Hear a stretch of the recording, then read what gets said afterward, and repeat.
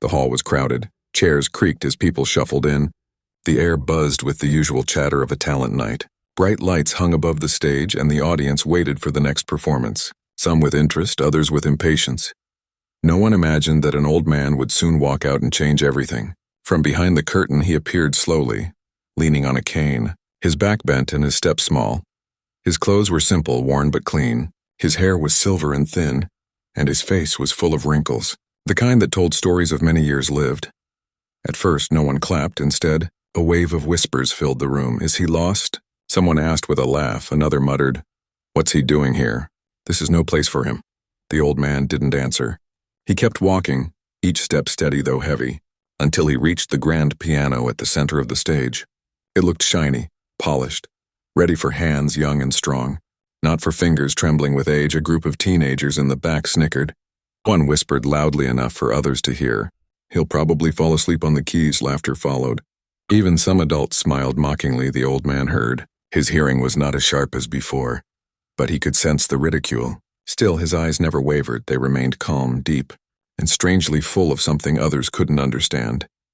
He placed his cane beside the piano, and with effort lowered himself onto the bench, his movements slow but precise, as if every action carried meaning. He adjusted the seat, pulled himself closer, and then sat silently facing the keys. The hall grew quieter, not out of respect but from curiosity, the kind of silence people keep before a mistake they want to witness. He looked at the piano, his hand hovered above it, his fingers curled with age, veins visible like rivers under his skin. His hand shook and the laughter returned. "He can barely hold his hand steady," a young man shouted. Another voice added, "Don't break the piano, old man." More chuckles spread, but the old man did not react. He let the noise pass. He inhaled slowly, and exhaled even slower inside his chest, his heart beat with memories. He was no stranger to these keys. No matter how much time had passed, this instrument was his companion, his confession, his prayer. The stage lights reflected in his eyes, and for a moment he seemed not like a frail man, but like someone about to reveal something hidden, something precious. He remembered the first time he had played a piano, when he was just a boy with big dreams. He remembered the evenings when he played for his beloved wife, when she sat near him, listening, smiling when she whispered, "Your music is our home." Now, many years later, the crowd did not see those memories. They only saw an old man with shaking hands, a man they thought unworthy of the stage. The difference between what they saw and what he carried inside was vast. He pressed a single key. The sound echoed softly. Imperfectly, his hand trembled. The note rang out broken. The crowd laughed louder. "I knew it." One boy shouted, "He's finished." But the old man remained calm. He let the note fade and then placed both hands over the keys. His mind drifted again, not to the laughter, not to the lights, but to the promise he once made to himself, a promise that no matter how much life aged him, he would play one final song, the one piece that carried his whole story, the one melody that belonged to him alone. He sat straighter, ignoring the weight in his bones, the pain in his joints, ignoring the eyes that mocked him. In that moment, he was not playing for them. He was playing for the woman he had loved, for the years he had lived, for the dreams he had held close. And though the hall still buzzed with cruel chuckles, a quiet strength began to surround him, invisible to everyone else, but clear in the way his hands rested on the keys, calm, steady now, as if guided not by age but by memory. The crowd thought they were about to watch an old man fail, but they had no idea that they were standing at the edge of something they would never forget. They came to laugh, but before the night was over, those same people would be left in tears. The old man lowered his head, whispered something only he could hear, perhaps a prayer, perhaps a goodbye, and then pressed his fingers firmly into the piano, ready to begin.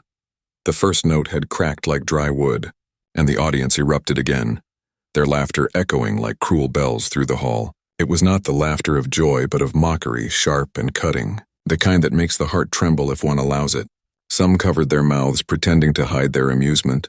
Others recorded with their phones, eager to capture a failure they could replay later. The glow of their screens lit up like little fires in the dark seats. A few whispered sarcastic comments. "Maybe he thinks it's still 1950. Another voice added, "He should be in a nursing home." Not on stage. The old man's shoulders curved slightly under the weight of the words, but his eyes did not fall. He stayed fixed on the keys, breathing slowly, one breath at a time. Inside him, the voices of the crowd began to fade. replaced by the soft echo of another voice. The memory of his wife's laughter. The memory of his children clapping small hands when he played at home decades ago. Still, the crowd would not stop. The teenagers in the back laughed the loudest. One of them shouted, "Play us a lullaby, Grandpa." And the group roared. Even some adults smirked, perhaps embarrassed but unwilling to defend him. They too had judged him before he even began. The stage, meant for performers, now felt like a cage of judgment. Yet the old man did not leave. He placed his fingers again on the keys. His hand trembled, yes, but it was not weakness, it was age. The kind of tremor earned after carrying years of work, of sorrow, of love. He pressed another chord. The sound richer this time, though still uneven. The audience chuckled again. But a few faces in the front row noticed something different. The note had a depth, a weight. As if behind it there was more than shaky hands. As if behind it there was a whole life. The old man adjusted his posture. He did not glance at the crowd, did not defend himself. He let the ridicule wash over him like rain on stone. He knew that silence could be stronger than words, and that sometimes the answer to mockery is not a shout but a melody. Why doesn't he just stop? Someone muttered, "This is painful," but he would not stop. Because he hadn't come to please them. He hadn't come for applause or recognition. He had come to fulfill a promise he made to himself long ago. To play one last song before the world closed its doors on him completely. His wrinkled fingers touched the piano once more. The beginning was slow, broken, but something subtle shifted. Those who paid attention felt it. Like the first drops of rain before a storm. Small, almost hidden, but promising something greater. The crowd, however, still thought only of his weakness. They had built an image of him, fragile, finished. A relic trying to grasp youth, and they clung to that image. But deep down a discomfort stirred, for even in their laughter, they began to sense that perhaps they were wrong. The old man's eyes closed, shutting them out. Shutting out the lights, the stage, the whispers. He saw instead a memory. The small living room where he once played. The old upright piano with chipped keys. His little daughter tugging at his sleeve, asking him to play her favorite tune. His wife humming softly as she prepared supper. Those sounds were still inside him. They never left, and tonight he would release them. Every cruel laugh in the hall faded in his mind, replaced by warmth, by love, by the echo of lives long gone, and his hands, though weak, began to move with purpose. A murmur rippled through the crowd. Some noticed the change.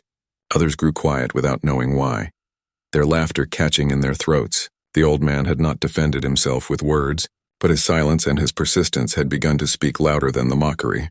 And though most still believed they would watch him fail, a strange tension filled the hall, the kind that comes before a revelation.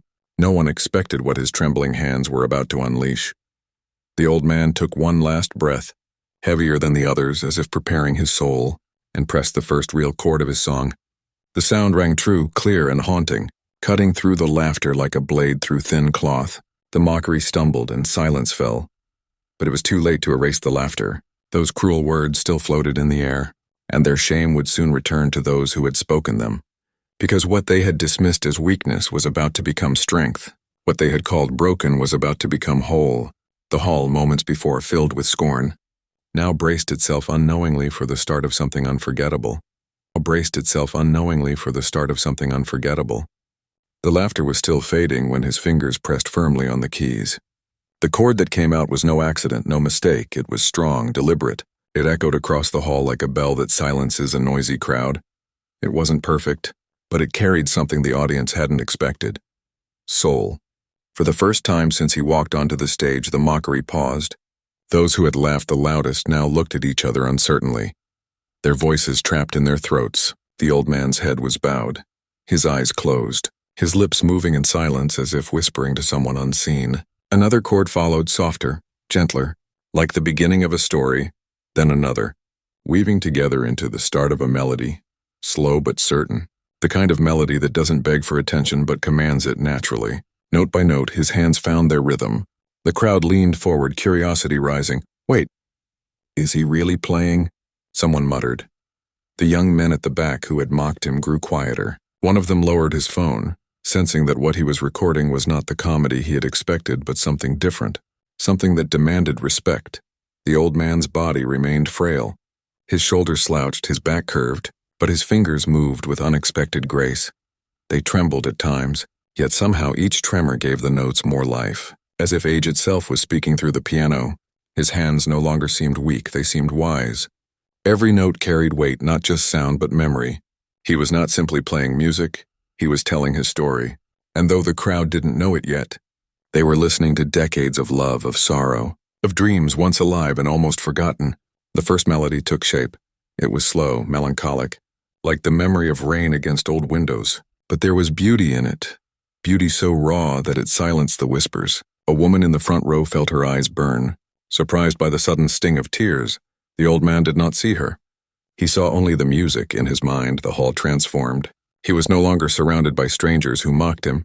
He was in his small house, the curtains drawn back, sunlight on the floor, his wife sitting in the old wooden chair by the window listening, smiling with that look that told him he was more than the world ever gave him credit for. He remembered her hand on his shoulder as he played, her whisper, "This song will outlive us both," and now, here he was carrying out that prophecy. The melody grew stronger. His hands found courage in the keys. The first shaky notes were gone, replaced by something steady, timeless. The audience shifted uncomfortably in their seats, ashamed of their earlier laughter yet unable to look away. The young boy who had shouted, "Play us a lullaby," now sat with his mouth slightly open, the words stuck in his throat. He had expected weakness, but what he saw was strength disguised in wrinkles and trembling hands. The old man leaned forward, his whole body leaning into the piano, his face calm, his breath deep. The sound filled every corner of the hall. It was no longer just a performance.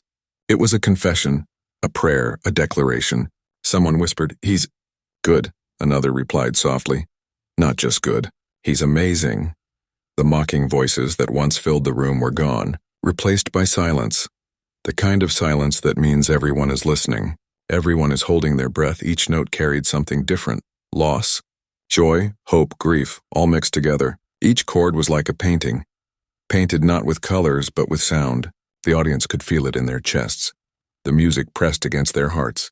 The old man's eyes opened for a moment. He did not look at the crowd. He looked above them, as if seeing someone waiting for him. His lips curved into the faintest smile, and he returned to the keys, letting the melody flow without fear. The first true song had begun, not the broken sounds of shaky hands, but the music of a soul that had lived long and deeply. His fingers danced now, not fast, not like the young, but with a weight that only age can bring. Every pause deliberate, every note meaningful. A hush spread over the hall. The audience leaned in, pulled closer not by spectacle but by sincerity. The laughter that once echoed was gone, swallowed by the music, and yet this was only the beginning, for the old man had not yet revealed the heart of his song. He was only opening the door, inviting them into his world, preparing them for the moment when his last melody would pour everything he had left into the air. The first accord had broken the spell of mockery. Now the hall belonged to him, not to laughter, not to ridicule, but to his trembling hands that played with the strength of memory. The old man inhaled again, and the melody rose higher, brighter, the beginning of something unforgettable. The audience leaned forward, not knowing that before the night was over, their hearts would be undone by the power of his final song. The melody began to flow like a river, finding its path, soft at first, then fuller, richer.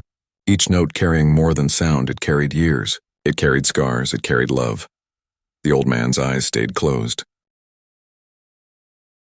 But behind his eyelids, another world opened. With every chord, memories returned, clear and vivid. He was no longer in a hall filled with strangers. He was back in the small living room of his youth.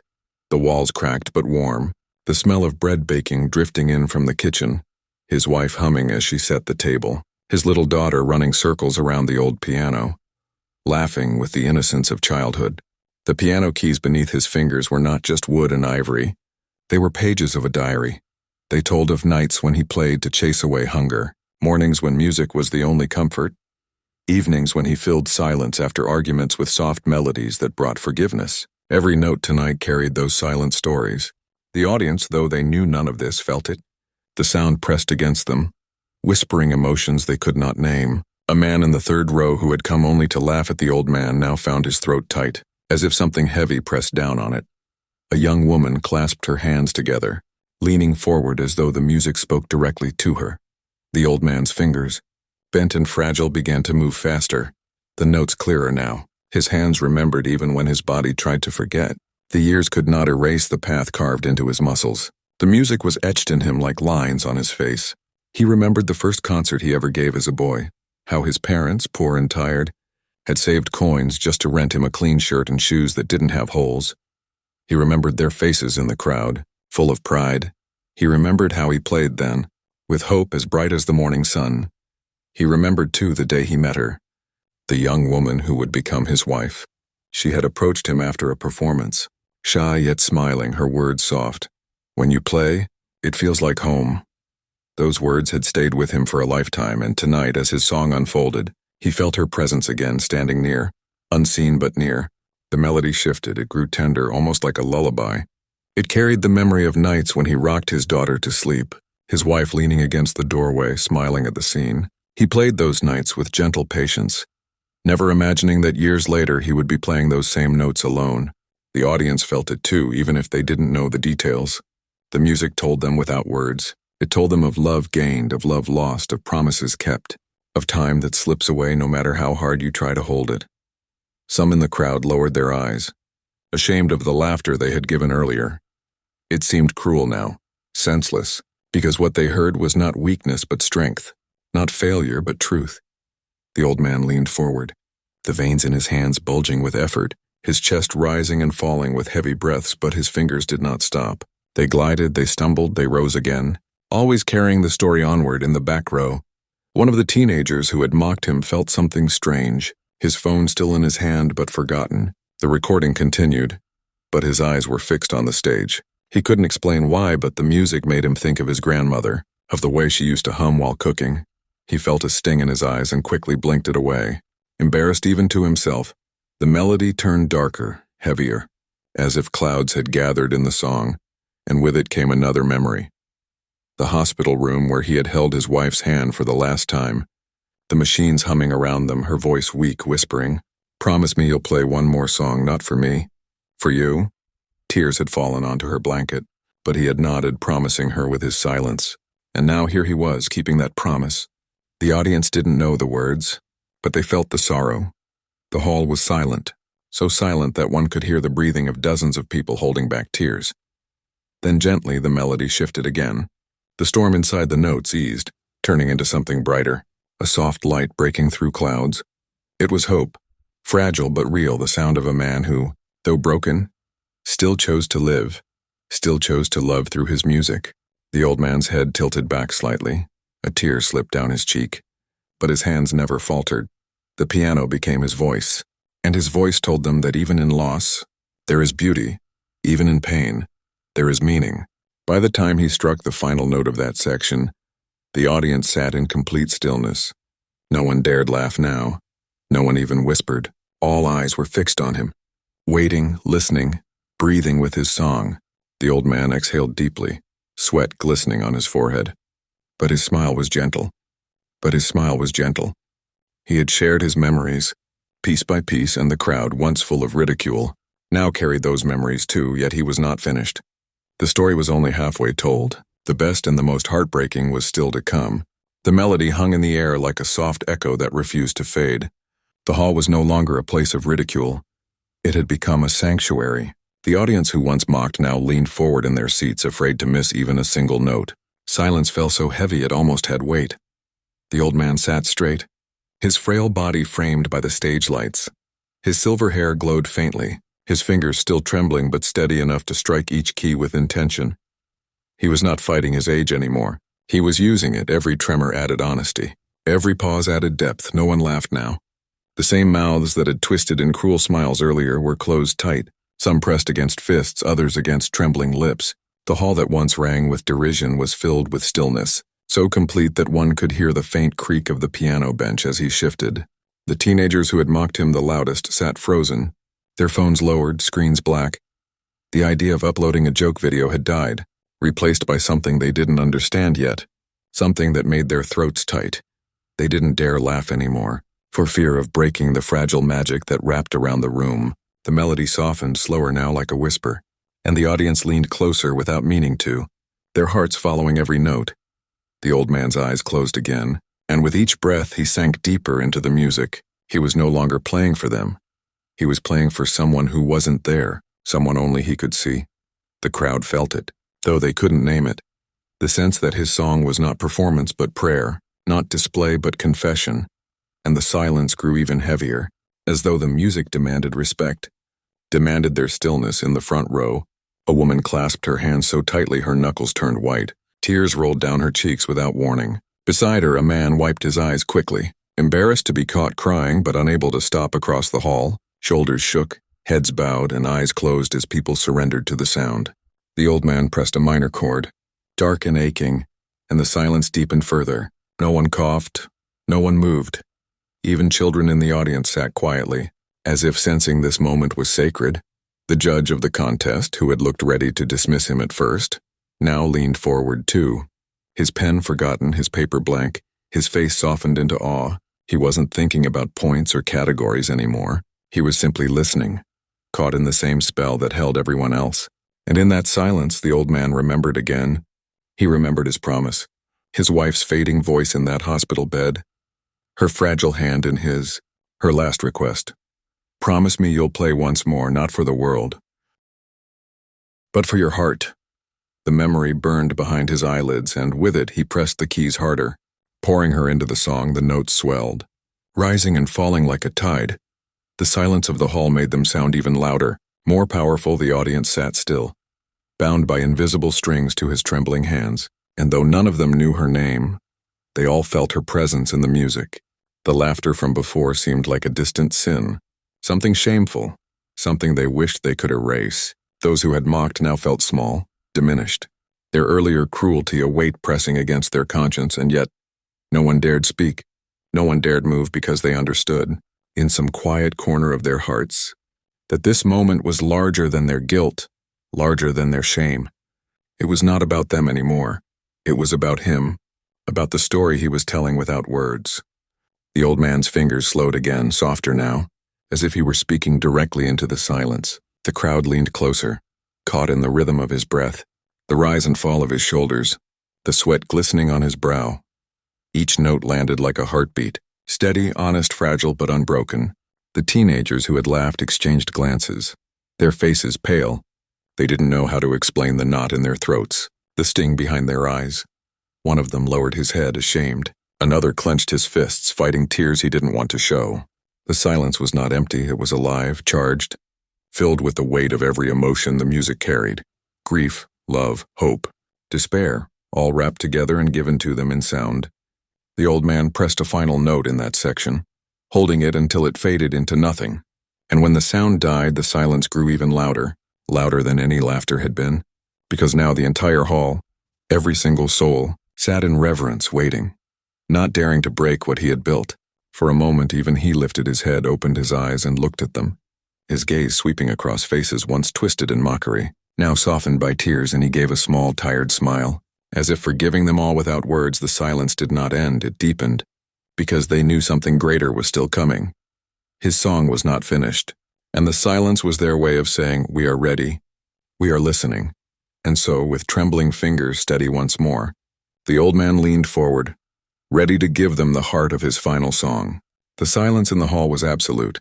The air itself seemed to hold its breath, every eye fixed on the frail figure bent over the piano, every heart waiting. And then, with a deep inhale, the old man began again, this time not with hesitation, not with the trembling uncertainty of before, but with certainty, with finality.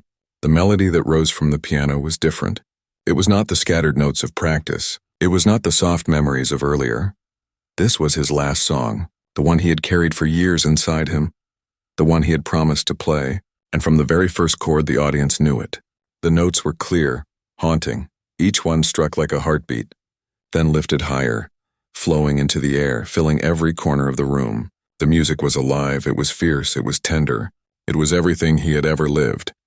Poured into the keys, the crowd leaned forward as one, pulled by an invisible force, their eyes wide, their faces softened, tears already threatening.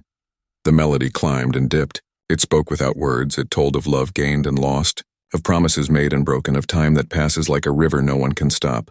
The old man's fingers moved faster, surprising everyone. His hands no longer looked weak. They looked unstoppable, guided not by strength but by will. Each tremor was part of the music, each pause part of the story. He was no longer fighting his age. He was using it, turning frailty into beauty.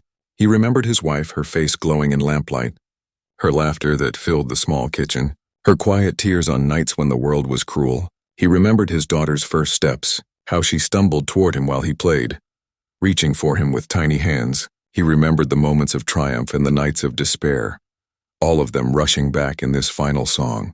The melody swelled louder now, filling the hall with a wave of sound. The crowd felt it like a tide pulling them under. Some covered their mouths to stifle sobs. Others let tears roll freely down their cheeks. The teenagers who had mocked him no longer dared meet each other's eyes, each lost in their own regret. The old man leaned forward, sweat dripping down his face, his body shaking, but his hands never stopped. It was as if something greater than him played through him, something eternal. His song rose higher, brighter, like light breaking through clouds after a storm. Then it shifted again, softer, gentler, a whisper after the thunder. It was farewell, the melody of letting go, of saying goodbye. His chest heaved, his breath ragged, but his fingers still found the keys, each note landing with perfect honesty. The audience sat frozen, unable to move, unable to speak. Caught in the grip of his music, it was no longer entertainment. It was revelation, it was truth. At the back of the hall, even the workers paused in their tasks, drawn by the sound. A young usher leaned against the wall, eyes wide with tears. The janitor set down his broom and crossed his arms tightly across his chest, afraid his sobs would be heard. Everyone, no matter their station, was caught in the same spell. The old man's eyes opened briefly. They glistened with tears, but his lips curved in a soft smile, as if he could see her again, as if she stood before him, watching, waiting. He whispered under his breath, "This is for you," and pressed harder, pouring the last of his strength into the keys. The melody climbed one last time, rising, reaching its peak. It was joy and pain, sorrow and hope, all wrapped into one sound. The room shook with its power, hearts broke and healed in the same moment. And then slowly it began to descend, softer, quieter. Like the setting of the sun, the old man's fingers slowed, his shoulders slumped, but his hands did not leave the keys until the very last note, a note held long and trembling, fading into the silence until it was gone, and then there was nothing. The hall sat in stunned silence. No one dared move, no one dared breathe. The song had ended, but its echo lingered in every chest, in every trembling hand, in every tear-streaked face. The old man lowered his hands from the keys, his body exhausted, his chest heaving. He looked out at the audience at last, his eyes wet, his face peaceful. He had kept his promise.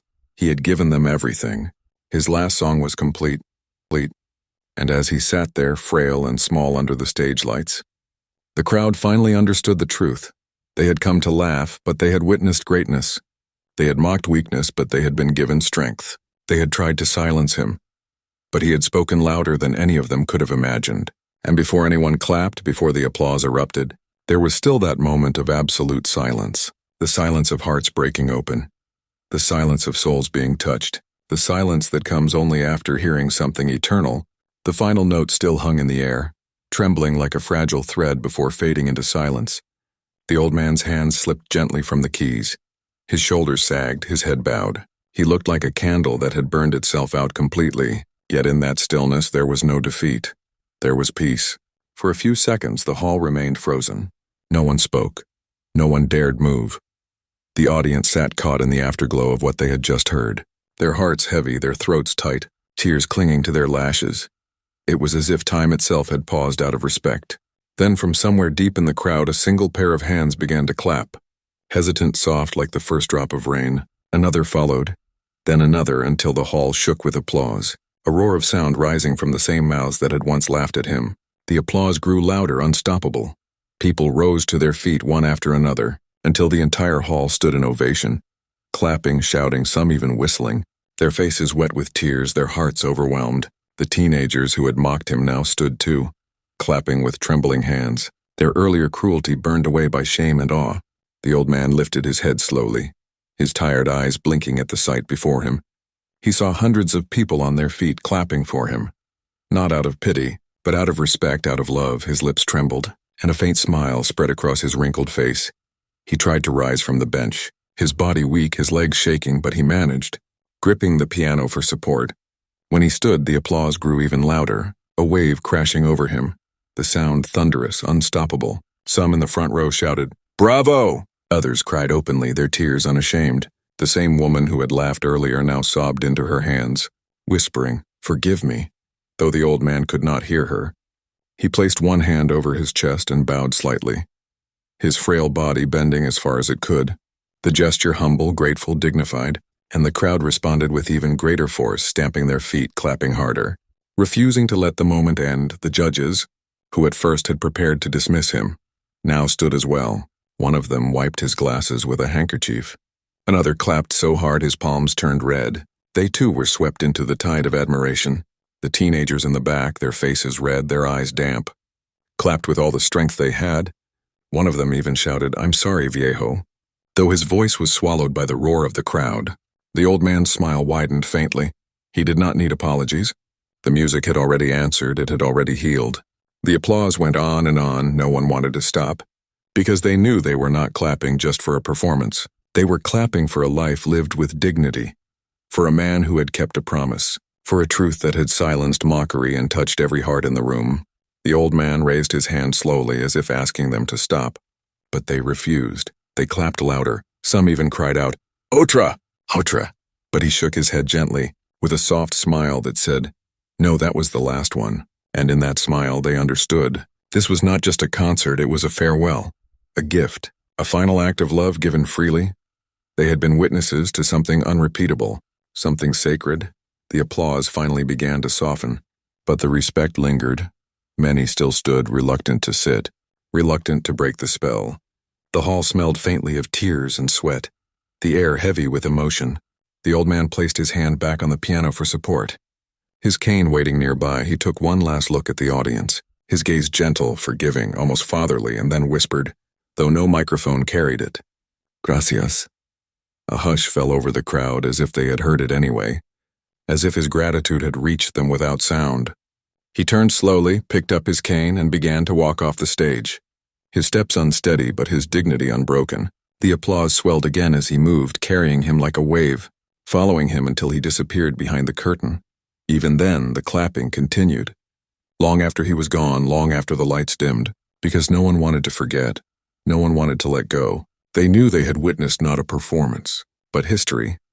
A man's soul poured into music, a final gift that would live in them forever, and in that hall, where once there had been laughter and ridicule, there was now only respect, admiration, and love, the kind of love that comes when a heart is stripped bare and given honestly. It was truly his ultimo applauso, the one he had waited a lifetime to hear, the one that had come not when he was young and strong, but when he was old and frail, yet stronger than ever before. The stage curtain closed behind him, and with it the noise of the hall faded, but the echo of the applause lingered in his chest. The old man leaned on his cane, his breathing heavy, his steps slow, yet his heart lighter than it had been in years. He had given his last song, and he had been heard back in the hall. People remained standing, reluctant to leave. They spoke in hushed voices. Some embraced, others wiped their eyes. No one wanted to be the first to break the spell. The teenagers who had mocked him sat quietly, their phones forgotten, their hearts marked with guilt and awe. One of them whispered, "I'll never laugh at someone like that again," and the others nodded in silence. The judges looked at each other, none daring to speak of points or scores.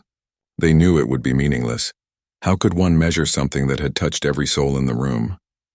One judge, an older woman with tears still glistening in her eyes, said softly, "That wasn't a performance. It was a life." The others only nodded, unable to find better words. The old man walked through the narrow backstage corridor, his legs trembling but his spirit steady. A young usher rushed to him. "Sir, do you need help?" he asked. The old man smiled faintly and shook his head. "I'm fine, son, I just need a little time." His voice was weak, but full of peace.